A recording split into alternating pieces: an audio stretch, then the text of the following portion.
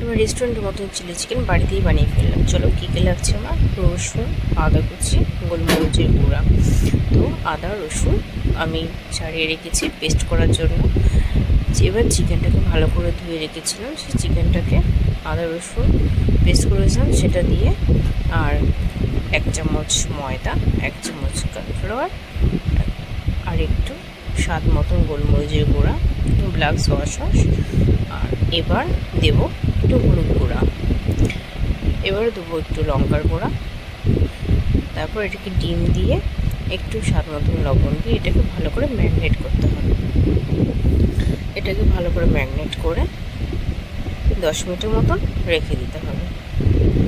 সবাই তো রেস্টুরেন্টে তো আমরা খেয়েই থাকি, কম বেশি সবাই খেয়ে থাকে, তো একটু ট্রাই করলাম বাড়িতে বানানোর চেষ্টা করলাম, দেখি কেমন হয় খেতে। তো আমার এটাকে ভালো করে ম্যারিনেট করা হয়ে গেছে, এবার এটাকে 10 মিনিটের জন্য রেখে দেবো। তো আমি এবার গ্যাসটাকে জ্বালিয়ে দেবো। গ্যাসটাকে জ্বালিয়ে দিয়েছি, কড়াইটাকেও বসিয়ে দিয়েছি, কড়াইটা গরম হয়ে গেছে, তেলও দিয়ে দিলাম। এবার চিকেনটা যেটা ম্যারিনেট করে গেছিলাম চিকেনটাকে এবার একটু ফ্রাই করে নেবো, একটু ভেজে নেব। জানি না কেমন হবে খেতে, চেষ্টা করবো ভালো করার। সবাই যদি খেয়ে বলে যে ভালো হয়েছে তবেই বুঝবো না ভালো হয়েছে। এবার একটা একটা করে দেব, বেশি দেওয়া যাবে না। ক্যাপসিকাম পেঁয়াজটাকে একদম কেটে রেখে দিয়েছি, সব মুছে রেখেছি। তো আমার রান্নার জায়গাটা গরিব মানুষ, তো কিছু মনে করো না, আমি যেরকম পেরেছি সেরকমই করলাম। তো আমার চিকেনটা ফ্রাই করা হয়ে গেছে। আমি একবার দিলাম, আমি দুবারে করে ফ্রাইটা করেছি, যেহেতু যেন যদি লেগে টেগে যায় ওই জন্য। তারপর এটাকে আবার দিয়ে দিলাম।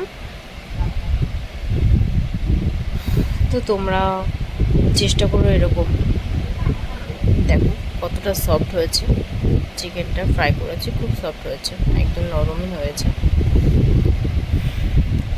এবার রসুন আদা কুচিটাকে দিয়ে হালকা করে একটু ভেজে নেবো। তার মধ্যে আমি একটু ভিনিগার দিয়ে দেবো। ভিনিগারটা দিলে কী হয়, একটু ভালো হয়, তাহলে পরে বোঝা যায় যে হ্যাঁ এটা হয়ে এসেছে আদা রসুন ভাজাটা। একটু ভিনিগার দিয়ে দিলাম আমি, একটু ভালো হবে। তো ক্যাপসিকাম পেঁয়াজ আমি যেহেতু ঝালটা ভালো খাই তাই জন্য একটু কাঁচা লঙ্কা দিয়েছি একটু বেশি করে। এবার এটাকে একটু ভেজে নেবো, একটু নরম হয়ে গেলে তারপরে আমি গ্রেভি টাইপের, যেহেতু খেতে ভালোবাসি একটু গ্রেভি টাইপের করবো, একদম শুকনো শুকনোটা করবো না, একটু গ্রেভি করবো। আমার চিলি চিকেনটা আমি খেতে খুবই ভালোবাসি, তো বাড়িতেই বানিয়ে ফেললাম। তো আমার ভাজাটা প্রায় হয়ে এসছে। এবার আমি এটাকে একটু হলুদ গুঁড়ো দিয়ে দেবো, লঙ্কা গুঁড়োটা দিয়ে দিয়েছি, স্বাদ মতো লবণও দিয়ে দিয়েছি।